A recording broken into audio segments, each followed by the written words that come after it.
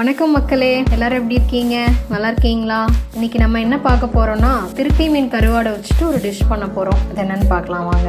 கருவாடை வந்துட்டு ஹாட் வாட்டர்ல ஒரு 2 minutes போட்டு ஒரு மாதிரி வாஷ் பண்ணி ஒரு பிளேட்டுக்கு மாத்திக்கணும்.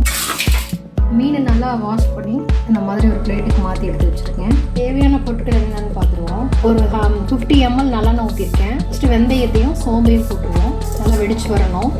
கடுகு சிறிதளவு, பூண்டு 10 பல்லு அதை வெட்டி வச்சுருக்கோம். வெங்காயம் ஒரு 25 சின்ன வெங்காயம், வரமிளகாய் ஒரு 2. பூண்டு நல்லா வதங்கினதுக்கப்புறம் சின்ன வெங்காயத்தை இதில் போட்டுருவோம். சின்ன வெங்காயம் பூண்டு நல்லா வதங்கிருச்சு. தக்காளி ஆட் பண்ணுறோம்.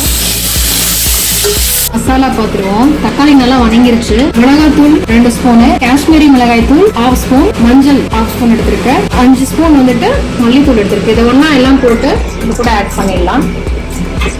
ஓகே, நம்ம அடுப்பு தாளிக்கிறதுக்கு முன்னாடியே நெல்லிக்காய் அளவுக்கு புளி எடுத்து நான் ஊற வச்சிருக்கேன். இதை நம்ம கரைச்சி எடுத்து வச்சுப்போம் தனியா. திருக்கை மீன் கருவாடு வாஷ் பண்ணி வச்சிருக்கோம் இல்லையா, அதை இது கூட மசாலா கூட ஆட் பண்ணி கிளக்கி விட்டுருவோம். ஆல்ரெடி இந்த கருவாடுல உப்பு சேர்த்திருப்பாங்க, அதனால நான் உப்பு போடல. குழம்பு வச்சதுக்கு அப்புறம் உங்களுக்கு தேவைன்னா ஆட் பண்ணிக்கலாம். நல்லா கலக்கி விட்டாச்சு. இந்த புளி கரைசல் ஊற்றி கொதிக்க விட்டு எடுத்துடலாம். கரைச்ச புளி கரைசல் இதுல ஊற்றிடலாம். ஒரு 1/2 டம்ளர் இது கூட தண்ணி ஆட் பண்ணி கருவாடு நல்லா வேக வைக்கணும்.